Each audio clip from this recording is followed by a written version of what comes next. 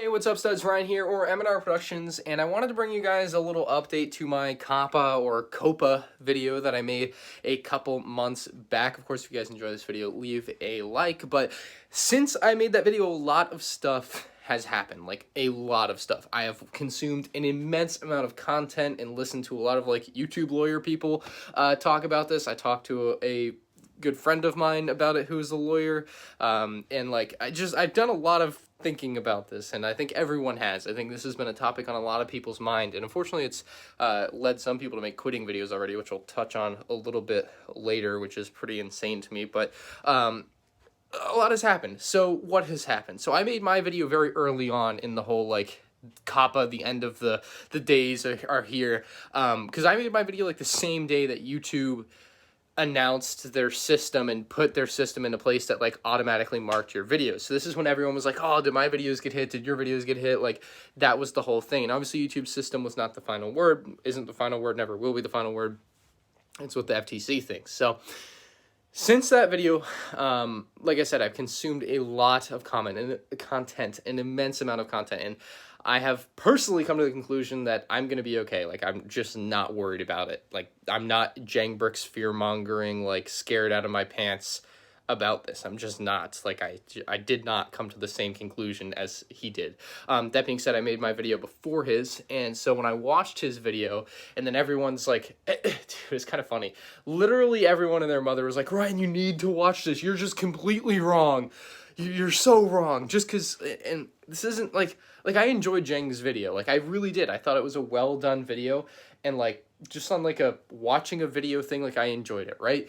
I did not enjoy the fact that just because Jangbricks made a video automatically means he's right or his opinion carries more weight than mine in this case. And I don't know, I'm not that scared of this. I don't see it being a problem for me personally. Maybe that's famous last words, right? But I can't see it as with all the stuff that I've watched and read and, you know, brought into my brain. Like, I just am not seeing it being that bad. Now, that being said, I did watch his video, and if you look at me on a bell curve, right? So there's YouTube releases their thing that's like these videos are for kids and these are not. Like, here I am on the bell curve.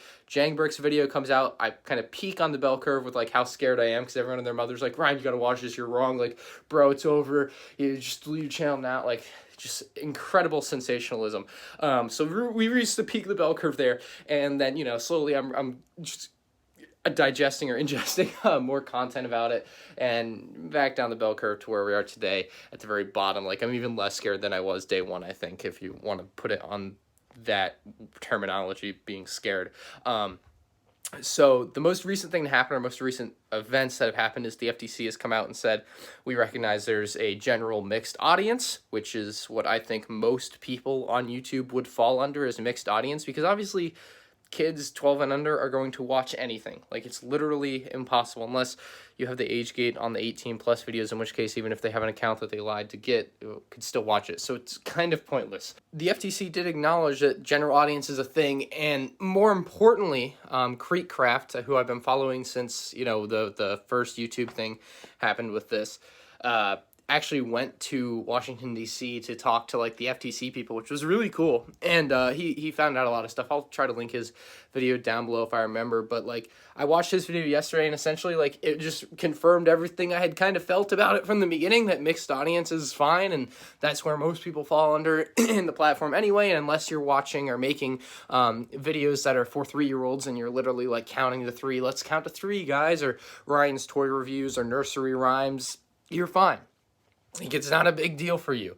And unfortunately, a lot of people got scared, have made I'm quitting YouTube videos, and I think anyone that's done that, especially within the lawyer community, you know who you are if you're watching this video, obviously, because you would have made a video that said I'm quitting. You know you've done that, right? What do you do? Don't quit. Like, it's not a big deal. Like, I mean, obviously, it's a big deal, kind of, but like, it's not going to affect you. I truly don't believe it will affect you. Like, I don't know what you're worried about. The FTC is not going to fine you $42,000 per video. They also said that that's not a thing that's likely to happen to anybody, let alone you, a small Lego YouTuber who maybe makes $5 a month or whatever. Like, they still have to like apply a punishment that fits the crime, but still not unreasonable, like they can't bankrupt you type stuff. Like, they're not out to do that is what they said, which is a good thing, obviously. So with mixed audience content being fine, I think most people in the LEGO space are going to be okay. You don't have to quit. You don't have to do anything crazy. You probably don't even have to change your content all that much. Like I said back in my original video that I would probably change a little bit of my content. I'll stay away from certain themes, which I probably still will. It's not like I review LEGO Friends very much anyways. So like that's a theme I just wouldn't touch anyway. Like, it's fine. Even though I really like some of the sets and I really want to buy like the boat cruiser, whatever the heck it is, like $90 set that's out right now, I'll just stay away from that. I'll resist the temptation. You know, it is what it is. But a big thing that happened today, literally today, and this is like the reason I was like, finally, let's make a video. You know, let's update everybody on what I'm feeling about it, what I might do next year if anything happens. YouTube officially tweeted out this, so this is what I'm going off of. I think this is why everyone should stop being so worried about this. Everyone's been caught in the fear-mongering, sensationalism trap, whatever you want to call it. But YouTube officially tweeted, general audience content is intended for 13 and up, so if you create content that is targeted to a general audience, you can set your audience as not for kids. That would apply to pretty much everyone in my circle of friends on YouTube. Like, I just can't imagine anybody that wouldn't fall under that I talk to regularly. So that's that to me. And Greekcraft is the one who brought this to my attention. He had retweeted it and said, I asked an attorney at the FTC about this, and I'm happy to say I was wrong. YouTube is correct here. If your content is for general audience or mixed, you can mark your channel as not for kids. So that's that problem solved, right? That seems to be that. To me, that is that. I mean, I don't know what else I need to think about or do here. I already marked my channel as not for kids. I marked my M&R Vlogs channel as not for kids. And that doesn't, like, it's more like the general audience thing that we've all been talking about, because YouTube didn't give us a general audience option, which was very odd to a lot of people, but essentially the not for kids would also work as a general audience option. So just mark your videos as not for kids as long as you're not teaching kids how to count to 3, right? Like that's pretty much the end all be all there. Now, for me personally, this still leaves me with one question, and that's what to do with the M&R Builds channel. Speed building a Lego set, I just don't see that as a thing for a non-general audience. I see that as more of like a kids thing. Like whenever I started speed builds, I'm like, dude, these are probably for kids. Like I don't see other people really watching this, you know? So I think I'm still going to rebrand M&R Builds. I've just kind of been holding off on it, but I think it's probably for the best that I just kind of move on from that. It's not like I even film myself building Lego sets anymore anyway. Like it's just not something I enjoyed doing particularly. I did, like, I don't know, it just wasn't for me. So the M&R Builds channel will probably still get rebranded. It's probably going to be something just with Star Wars, you know, whatever. That's kind of the way I've been looking at moving that channel. So I think I will do that at some point here within the next month. Obviously, before January 1st rolls around, I want to just be ahead of the potential changes that are coming to the platform. So all is fine and dandy in my world. I really hope everyone else out there that's making videos and potentially watching this video, you know, here's what I have to say. Maybe takes my opinion into their mind when they're making their decision about what to do with the Coppa. That being said, the people that have quit, you know who you are, obviously, and I don't think you had to quit. Don't quit, or just delete the video today. That would be probably best. Unless you're a fall man and you're just raking in views and money off it, I guess, and keep your quitting video up even though you're still making videos. That's cool too. That's weird. But you don't have to quit, guys. Don't quit. I down under bricks, man. Don't quit. You don't have to quit. It's okay. Like it's fine, man. Like especially if you don't live in America. Like it's fine. It's going to be fine.